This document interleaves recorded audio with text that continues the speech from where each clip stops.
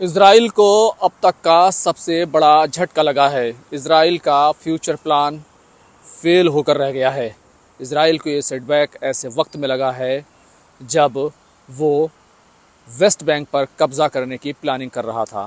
मैं हूँ खुर्रम शहजाद और आप देख रहे हैं न्यूज़ 18 का डिजिटल प्लेटफॉर्म और आप सभी का मिडिल ईस्ट की खबरों में स्वागत है, खैर मकदम है। इज़राइल जिसने फ़लस्तीन पर जुल्म किए और तमाम हदें पार कर दी, 65,000 से ज़्यादा लोगों की जानें, फ़लस्तीनियों की जानें ली।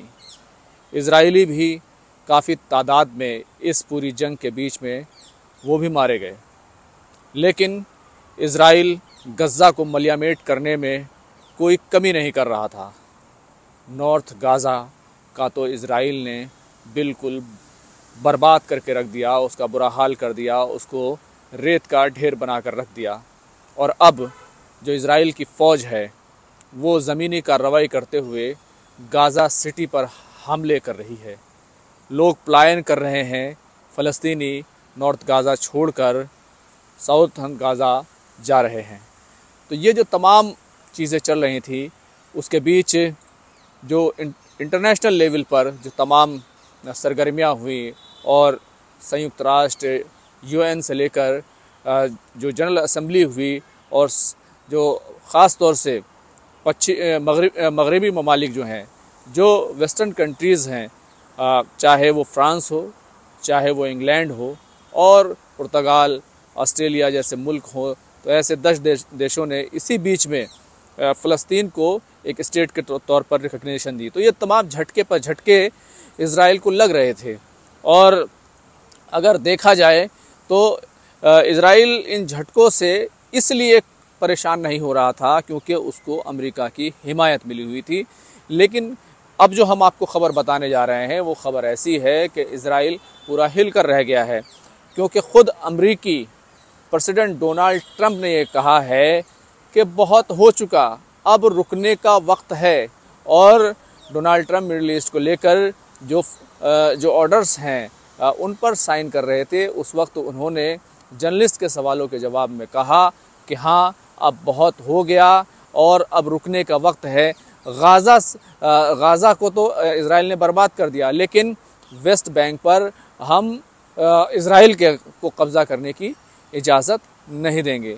तो इज़राइल बड़ी प्लानिंग कर रहा था और गाज़ा की बर्बादी, वेस्ट बैंक का एक्सेशन, ये सब करके एक तरीके से फ़लस्तीन जो मुल्क बनने की जो उम्मीदें हैं और जो अब ताकतवर होती जा रही हैं, जो अब बहुत ही दिखाई देने लगा है, क्योंकि सिक्योरिटी काउंसिल के जो 5 मेंबर्स में से 4 मेंबर्स चीन, फ्रांस, ब्रिटेन, ये जो है और रशिया, ये चारों के चारों फ़लस्तीन को रिकॉग्नाइज़ कर चुके हैं। अब सिर्फ जो है अमेरिका अकेला बाकी बचा था और अमेरिका की हिमायत की वजह से जो इज़राइल है वो परेशान नहीं होता था, क्योंकि उसको पता था कि अमेरिका कोई भी दिक्कत आएगी, कुछ भी होगा सिक्योरिटी काउंसिल में, अगर उसके ख़िलाफ़ कार्रवाई की बात होगी तो अमेरिका उसको वीटो कर देगा। लेकिन जब ये 4 मुल्क पहले ही रिकग्निशन दे चुके हैं, अमेरिका बाकी बचा था। अब अमेरिका की हिमायत भी दुनिया के फ़लस्तीन को दिए जाने वाले समर्थन, उसकी हिमायत और हमदर्दी को देखते हुए अमेरिका का जो सपोर्ट है इज़राइल को, वो अब ख़त्म हो गया है। ख़ुद अमेरिकी प्रेसिडेंट ने कहा है कि हम वेस्ट बैंक पर इज़राइल का कब्ज़ा होने की इजाज़त नहीं देंगे, अब रुका जाए। तो एक तरीके से अमेरिका की मंशा ये है कि जंगबंदी हो जाए और तमाम चीज़ें जो है वो सेटलमेंट उसका कर लिया जाए। तो ये एक बहुत बड़ा, कहना चाहिए, सेटबैक जो है इज़राइल के लिए है। हालांकि अगर देखा जाए तो आईडीएफ ने गाज़ा को बर्बाद करने के अपने तमाम अहदाफ, अपने तमाम निशाने वो पूरे कर लिए हैं। हमास जो है अब इस पोजीशन में नहीं रहा जिस पोजीशन में 7 अक्टूबर 2023 को था और उसने इज़राइल पर हमला बोल दिया था। तो हमास कमज़ोर हो चुका है, हिज़्बुल्लाह को तहस नहस किया जा चुका है, उसकी टॉप लीडरशिप मारी जा चुकी है, हमास की टॉप लीडरशिप मारी जा चुकी है। हूतियों पर भी इजराइल हमले कर रहा है, ड्रोन हमले कर रहा है, मिसाइल हमले कर रहा है, लेकिन हूती और इजराइल के बीच में समंदर है, बहुत दूरी है, तो वो दोनों मुल्कों का आपस में कोई सीधा एस्केलेशन, सीधा टकराव जो है वो होता हुआ दिखाई नहीं दे रहा है। अब दुनिया की बिसात पर जो कूटनीतिक डिप्लोमेटिक चालें चली जाती हैं, उसमें इजराइल पिछड़ गया है। अमेरिका पिछड़ रहा था, लेकिन अमेरिका ने अपनी चीज़ें अपने रुख में तब्दीली की। एक वक्त यही अमेरिका और इजराइल कह रहे थे कि फ़लस्तीनियों को राइट टू चॉइस दिया जाए, यानी कि वो उसी बर्बाद गज़ा में रहना चाहते हैं या फिर कहीं दूसरी जगह जाकर शिफ्ट होना चाहते हैं, वहाँ जाकर वो रहें, वहाँ जाना चाहें तो जाएं। तो ये राइट टू चॉइस था। राइट टू चॉइस ये नहीं था कि गज़ा को बहुत ही बढ़िया शहर बनाया जाएगा और गज़ा को रिबिल्ड किया जाएगा, यानी कि चॉइस ये थी कि आप बर्बाद हों या फिर कहीं अमन चैन सुकून से रहें और अपनी जान बचाएं।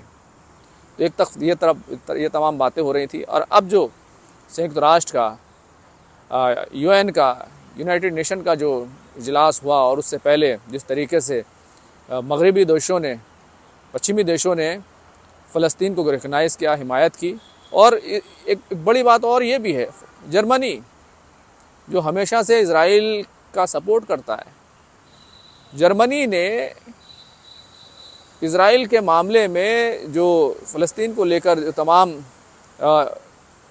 तजवीज़ आए, रेजोल्यूशन आए, उससे अपने आप को अलग कर लिया। उसने ना तो फ़लस्तीन की हिमायत की और ना ही इजराइल के हक़ में वोट दिया, यानी कि उसने अपने आप को अलग कर लिया। तो कुल मिलाकर जो है सीधे तौर पर फ़लस्तीन की मदद हो गई। अब ऐसे हालात में ये तमाम खबरें आ रही हैं कि इजराइल जो है अब मान जाएगा। अब देखना ये होगा कि इजराइल मानता है कि नहीं मानता, क्योंकि कतर के मामले में उसने कहा था कि हम अमेरिका की तमाम बातों को नहीं मानते हैं, और अमेरिकी प्रेसिडेंट डोनाल्ड ट्रंप का बयान आया था कि इस तरह के हमले से इजराइल और अमेरिका के जो साझा निशाने हैं, जो साझा टारगेट्स हैं, वो पूरे नहीं होते। तो कुल मिलाकर एक बड़ा सेटबैक है। अब देखना ये होगा कि इसका क्या असर पड़ता है। और दूसरी तरफ जो तस्वीरें आ रही हैं दुनिया जहान से, इटली से और अलग अलग देशों से, तुर्की से, सब जगह से लोग कश्तियों में, बड़े बड़े जहाज़ों में ऐड का सामान, फ़लस्तीनियों के लिए खाना, पानी, दवाइयाँ लेकर समंदर में निकल चुके हैं। तो माहौल बदल रहा है, और कहा जाता है कि जो पत्थर पे पानी पड़े मुत्तसिल तो घिस जाए एक दिन पत्थर की सिल। शायद अमेरिका की समझ में आ गया है कि उसको 2 कदम पीछे हटा लेने चाहिए, क्योंकि ख़ुद अमेरिका जिस ह्यूमन राइट्स की बात करता है, तमाम देशों को लेकर बाज़ाब्ता तौर पर रिपोर्ट निकालता है, अब ख़ुद अमेरिका खुद जो है वो कहीं ना कहीं उसका ह्यूमन राइट्स की पॉलिसी की दोगलेपन की पोल खुल रही थी। इसलिए अमेरिका जो है उसने कहा है कि अब बस बहुत हो गया, अब रुक जाने का वक्त है। लेकिन एक सवाल मैं आपसे भी पूछना चाहता हूँ, आप लोग बताइएगा, क्या अमेरिका इस मामले में वाकई पीछे हट गया है, या कतर की तरह 10 मिनट पहले बताया जाएगा कि हमला होने वाला है और कतर कुछ भी नहीं कर पाएगा, और उसके बाद सऊदी अरब घबराकर पाकिस्तान से डिफेंस डील करेगा। तो अमेरिका पर भरोसा किया जा सकता है? क्या वाकई फ़लस्तीनी स्टेट बन पाएगा? क्या अमेरिका की समझ में आ गया है कि इज़राइल को इस हद तक सपोर्ट करना वो खुद उसके लिए जो है ठीक नहीं है? आप लोग इन सवालों का जवाब दीजिएगा, रिस्पॉन्स दीजिएगा। खुर्रम शहजाद, न्यूज़ 18 दिल्ली।